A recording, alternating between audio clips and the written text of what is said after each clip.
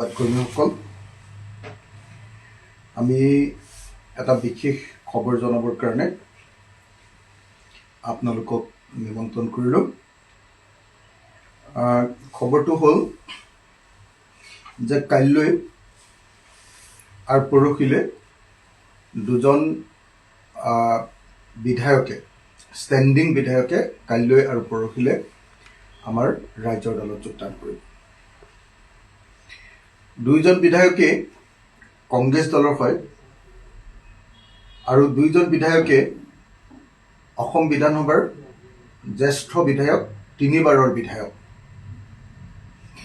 কাইলৈ যোগদান কৰিবলগীয়া বিধায়কজন হ'ল পশ্চিম গোৱালপাৰা সমষ্টিৰ কংগ্ৰেছ দলৰ বিধায়ক আব্দুৰ ৰছিদ মণ্ডল। আব্দুৰ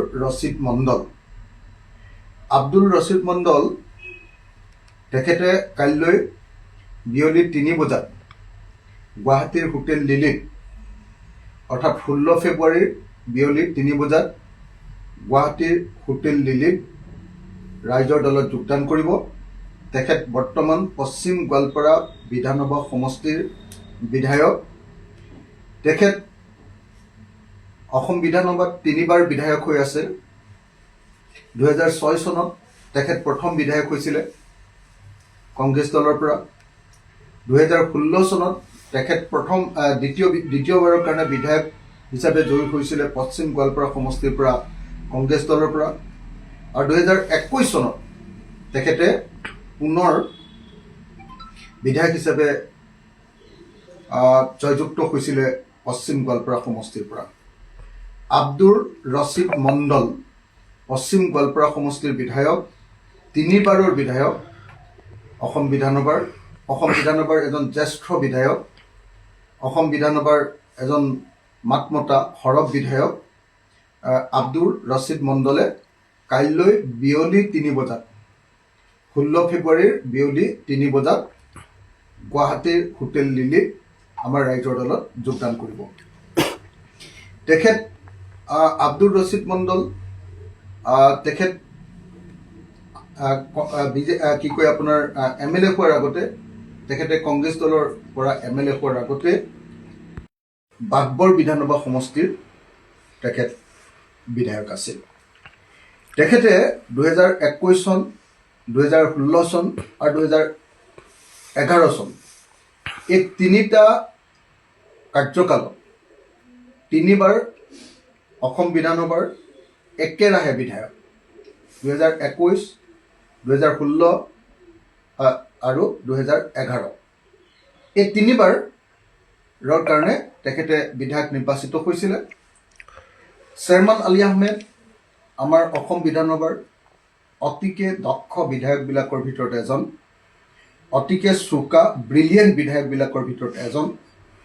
মই সদায় কৈ থাকোঁ যে অসম বিধানসভাত সদায় বাজেট বুজি পোৱা, চৰকাৰৰ কঠোৰ আইনৰ প্ৰশ্নবিলাক বুজি পোৱা যিকেইজন বিধায়ক আছে তাৰ ভিতৰত কংগ্ৰেছ দলৰ ভৰত নৰহ ডাঙৰীয়া এজন আৰু আনজন হ'ল চেয়াৰমান আলী আহমেদ ডাঙৰীয়া।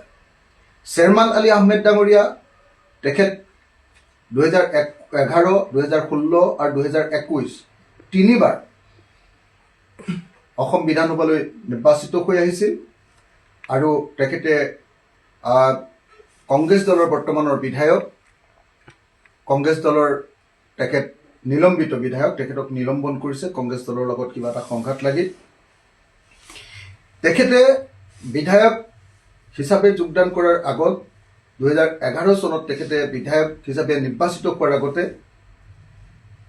ফৰেষ্ট ডিপাৰ্টমেণ্টৰ ৰেঞ্জাৰ পদত আছিল আৰু তেখেতে আছাম ফৰেষ্ট ছাৰ্ভিচৰ পৰীক্ষাত গোটেই অসমৰ ভিতৰত প্ৰথম স্থান দখল কৰিছিল।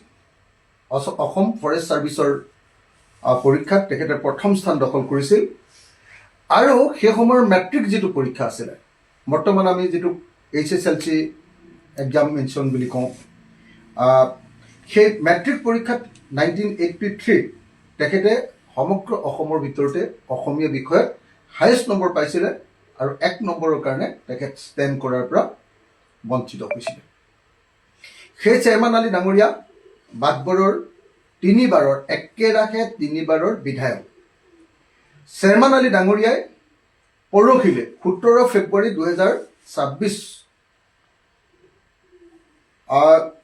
কলগাছিয়াৰ বামুণতাৰী অঞ্চলত কলগাছিয়াৰ বামুণতাৰী নামনি অসমৰ এখন বিখ্যাত ঠাই কলগাছিয়া সেই কলগাছিয়াৰ বামুণতাৰীত বিয়লি 3 বজাত 17 ফেব্ৰুৱাৰী 2026 আমাৰ ৰাইজৰ দলত যোগদান কৰিব। মই দুইজন বিধায়ককে সন্মানীয় চেয়াৰমান আলী আহমেদ আৰু সন্মানীয় আব্দুল ৰছিদ মণ্ডল দুইজন বিধায়ককে আমাৰ ৰাইজৰ দললৈ আদৰণি জনাইছোঁ আৰু আশা কৰিছোঁ যে ভৱিষ্যতে আমাৰ ৰাইজৰ দলৰ কাৰণে এখেতসকল অহাৰ পাছত নিশ্চিতভাৱে আমি ৰাইজৰ দলৰ কাৰণে 2026 চনৰ বিধানসভাত দুজন বিধায়ক লাভ কৰাটো 2026 চনৰ বিধানসভা নিৰ্বাচনত দুজন বিধায়কে পুনৰ নিৰ্বাচিত হোৱাটো নিশ্চিত হৈ গ'ল। গতিকে চেয়াৰমান আলী ডাঙৰীয়া আৰু আব্দুল ৰছিদ মণ্ডল এই দুইজন বিধায়ক, এজন চেয়াৰমান আলী ডাঙৰীয়া বিধায়ক বাঘবৰ আৰু আব্দুল ৰছিদ মণ্ডল